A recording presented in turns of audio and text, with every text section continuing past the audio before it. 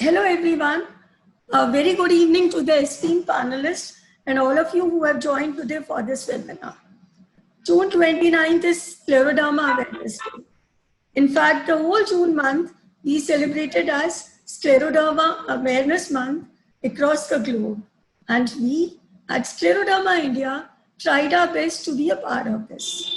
Continuing the awareness drive, today for this webinar, we have three of our esteemed panelists. Our first panelist for the day is Dr. P.D. Rath. Dr. P.D. Rath is a consultant rheumatologist associated with Max Hospital, New Delhi.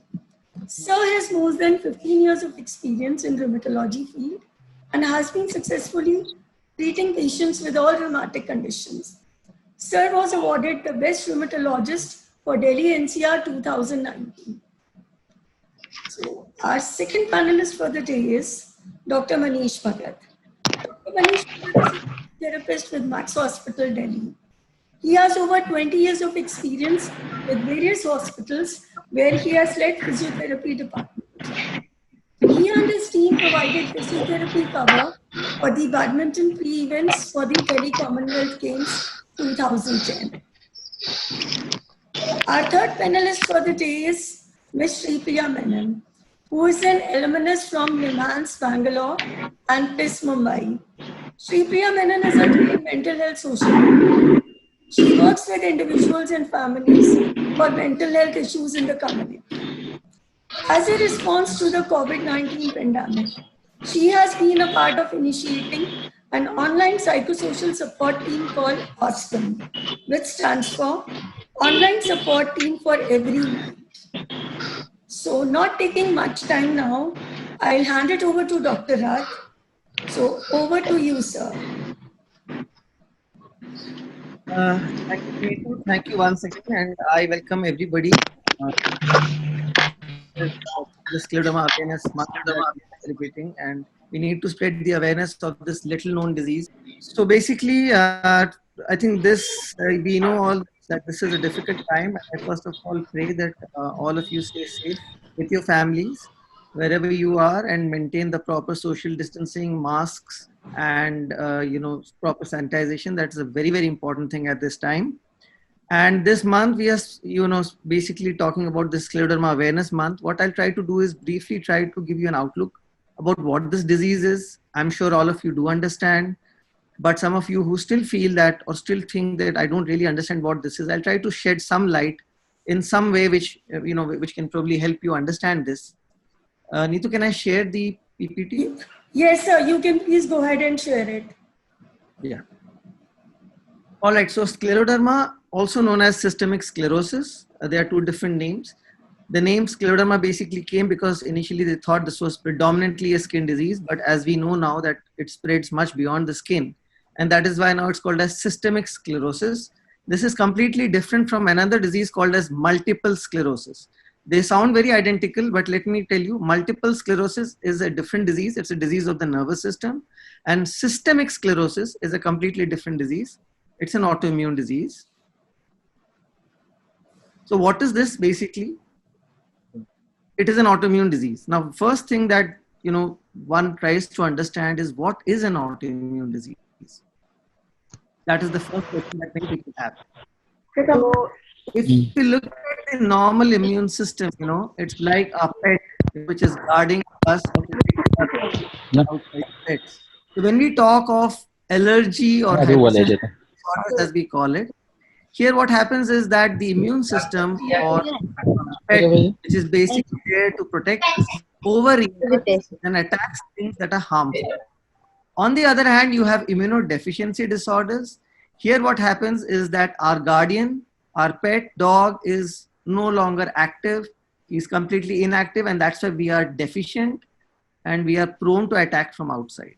What happens in autoimmune disorders is something very, very strange and intriguing, is that this very immune system of ours, our pet dog, which is made to protect us from the outside infection, for some strange reason, which is not clearly understood even now, but a lot of research is going on, turns to us, turns to the owner and attacks the owner instead of attacking the enemy.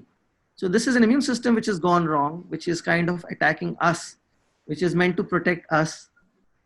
So it's like the immune system looks at our own cell and says, well, it's an intruder, let's try to destroy it. And the intruder tells, well, but I am one of you. But no, don't listen to this. So it starts attacking our own body. And that is why there's this huge group of autoimmune disorders. And if the immune system attacks the skin, it leads to a different kind of a disease. If it attacks the eye, different kind of a disease. If it attacks the joints, different kind of a disease. So as you know, it can affect any kind of an organ. So why and how does this happen? And that's the question many people will ask. Why did this happen to me? Why do I suffer from this autoimmune disease? What did I do? Did I do something wrong in my diet? Did I do something wrong? So basically, it's one has to understand that, you see, just like you have a seed in the soil, we have our own genetic predisposition. A genetic predisposition means the fingerprint or the blueprint with which each of us is born. And this blueprint is unique for each one of us. It's very different from the other. It's different from our parents, though somewhat similar. But as you know, even though similar, we are all born very different from our parents. We may resemble them in some way, but we are not a carbon copy of our parents. And that is why the genetic blueprint that we inherit is again very unique, though it does have some similarities and some inheritance, but we have our own unique blueprint. This blueprint is like a seed in a soil, okay? And this genetic blueprint in some individual has certain aberrations which predispose them to certain autoimmune disorders.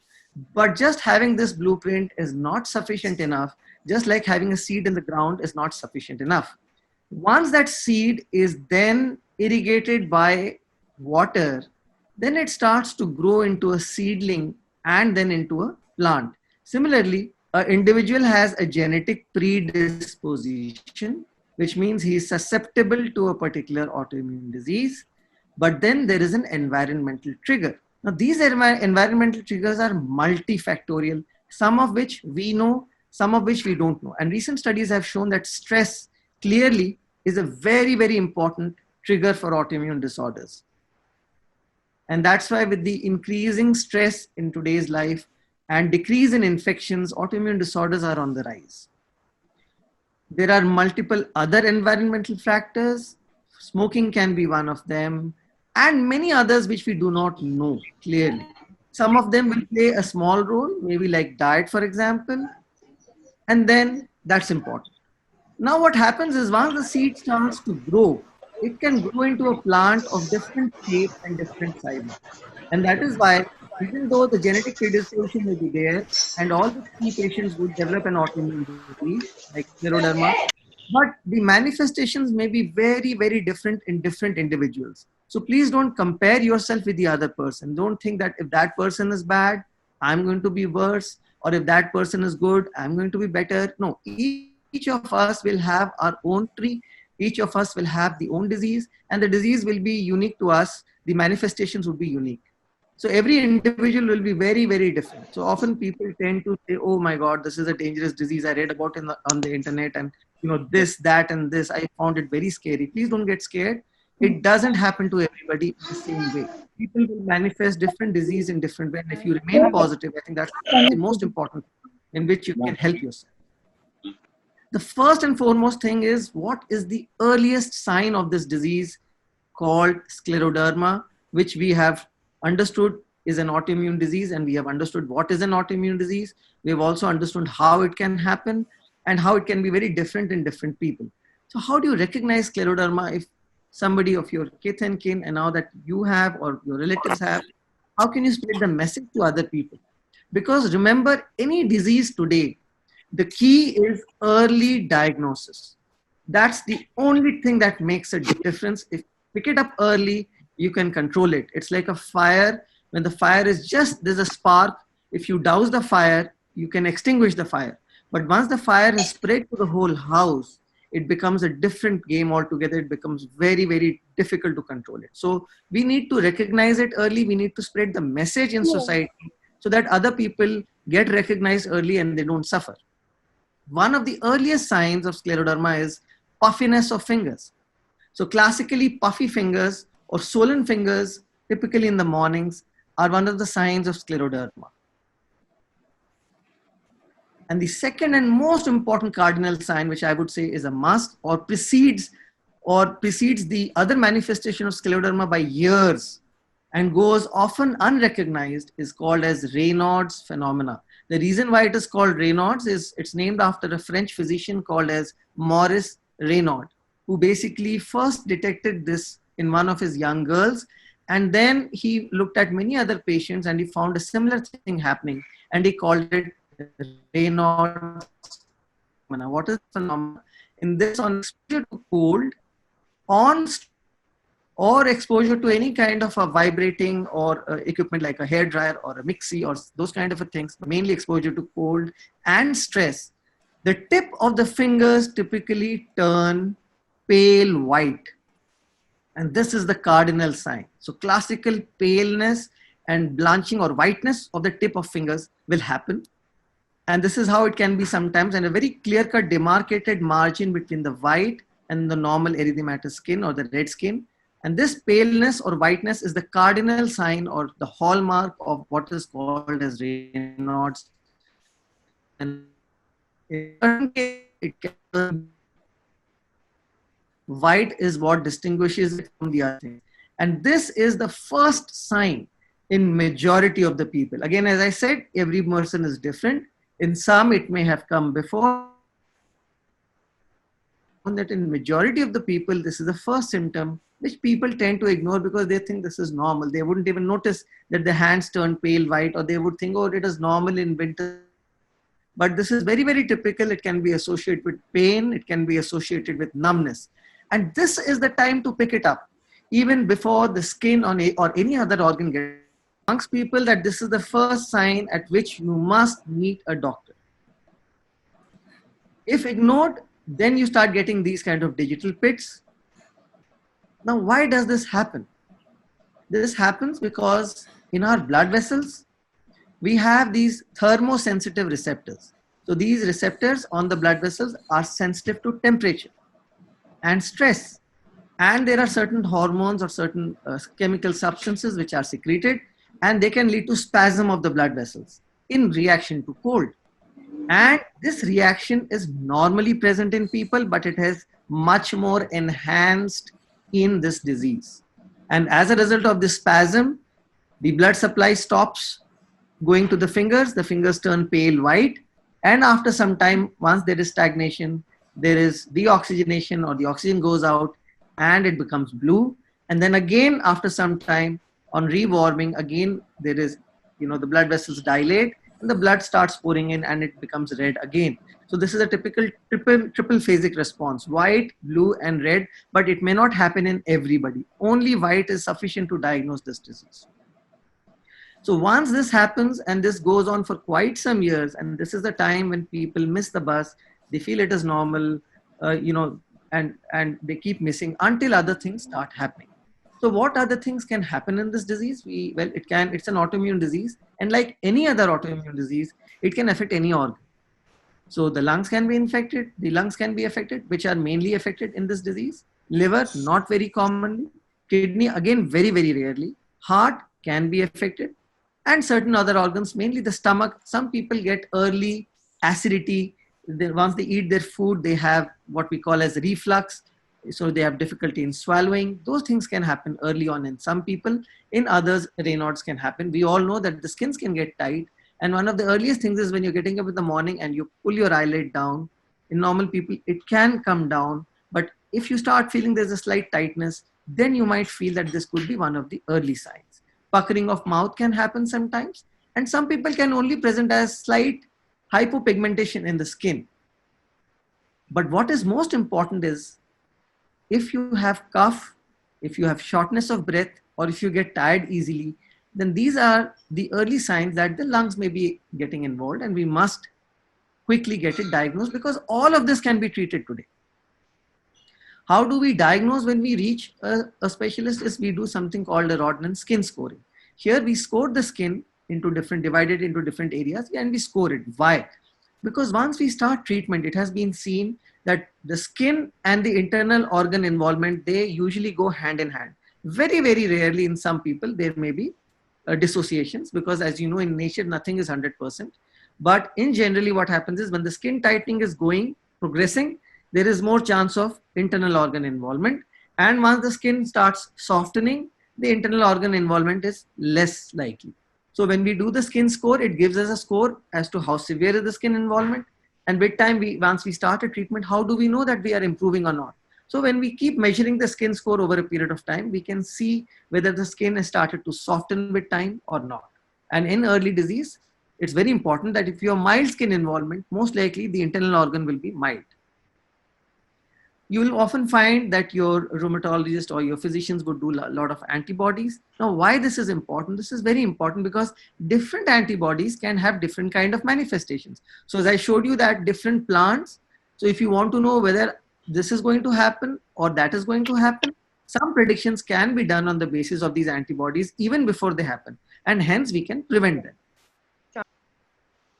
Nowadays we have a very simple non-invasive testing called as nail fold capillaroscopy, and this is very useful. It's a very simple handheld microscope.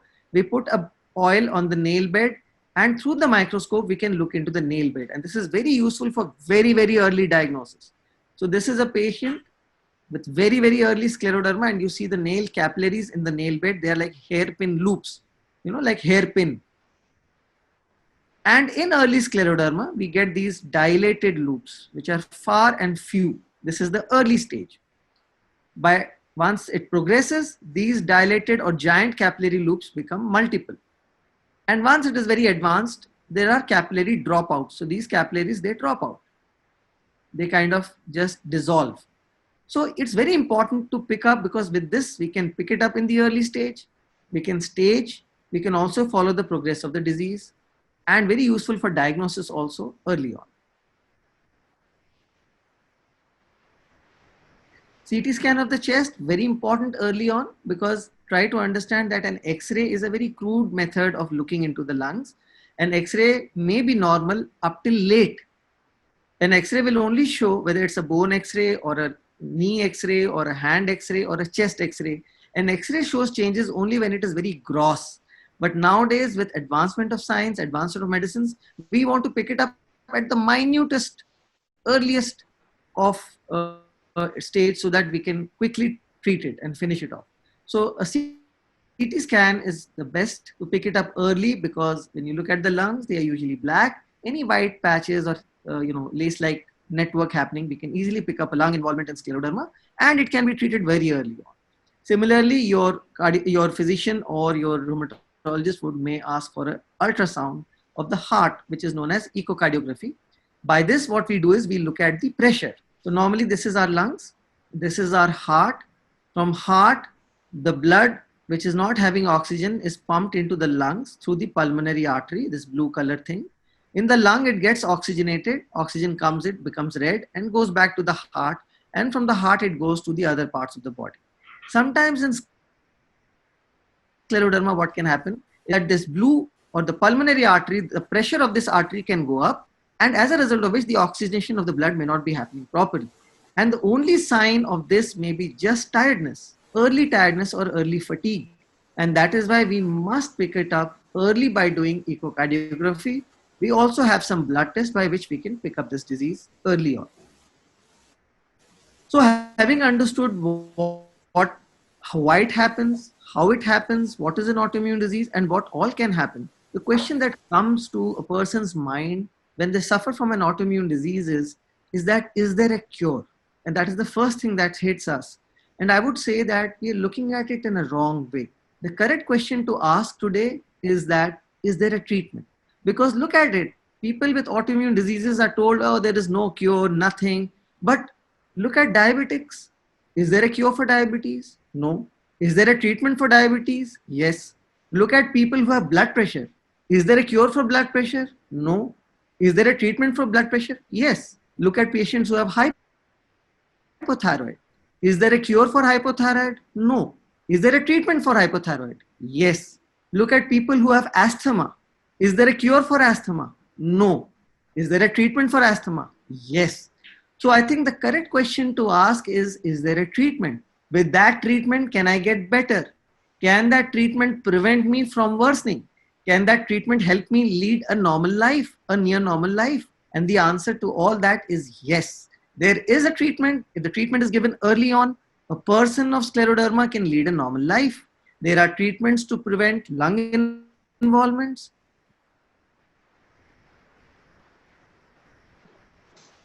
So what are the treatment options? So it depends on the organ involved.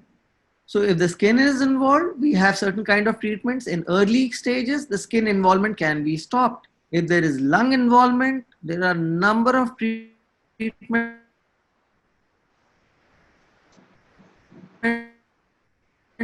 that or Actemra, I'm sure some of you might have heard, which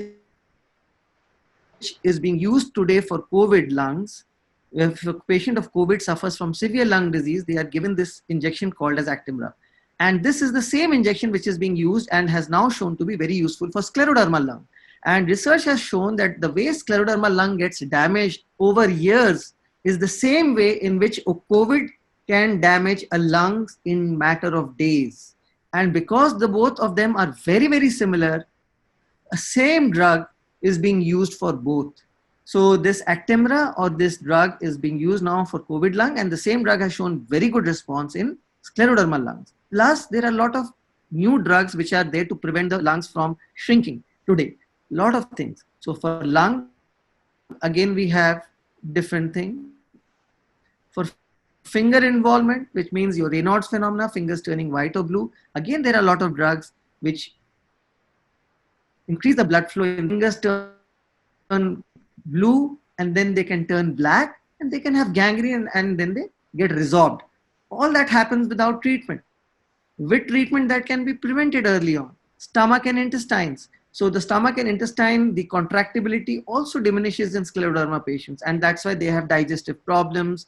They have problems in defecating or going to stool, urine problems. All that can be controlled early on.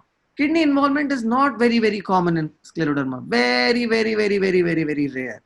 But even if it happens, and when it happens, that also is treatable. All of these things are treatable. So it's very important to understand that it's a treatable disease. It's as treatable as a diabetes. Believe me, a diabetic or a hypertensive disease can be much more dangerous. Again, a diabetic patient can get multiple organ involvement. They can have kidney involvement, they can have eye involvement, they can have heart involvement, they can have brain involvement, if not controlled. But if properly controlled, if the diabetes is well controlled, they lead a very normal life. Similarly, in scleroderma, early diagnosis and early treatment leads to near normal life. It's a great myth, and that myth has been going on and on and on, that people say, oh, this is an autoimmune disease, this has no cure, you are doomed. Absolutely not. Just like your diabetic friends, just like your blood pressure friends, just like your friends with thyroid problems or asthma problems or heart problems, this is just like that. It is 100% treatable, and with treatment, one can lead a near normal life, but the treatment should start as early as possible. That is the most important thing. The next question that comes to many people's mind is, what about diet? Does diet play an important role? It does play an important role, but as you see, autoimmune diseases are very, very complicated, but it has been shown that eating a lot of green vegetables, fresh fruits, certain foods which are rich in omega-3 fatty acids like fish and flax seeds have been found to be beneficial. So overall, there is no one size that fits all, but a diet which is healthy diet. And this is the same diet for diabetics. This is the same diet for hypertension, because it's the same diet which causes all these diseases. All these diseases are because of inflammation, whether it is cholesterol in the heart, whether it is diabetes, it's all caused because of stress, and it is all caused because of eating oily, junky food. Once you're eating a healthy diet, a healthy food, that benefits everything. And with that, I would like to end. Thank you, because I think this is more about sharing, and I would look forward to sharing and trying to see whatever queries you have. Thank you, Neetu, and thank you all. Thank you, Dr. Raj. It has been a wonderful session. And I think in a very short span of time, you covered a lot of diagnostic techniques and the cure part also, how we can actually manage the disease, and the diet part also, which was wonderful, sir. Thank you so much for this session.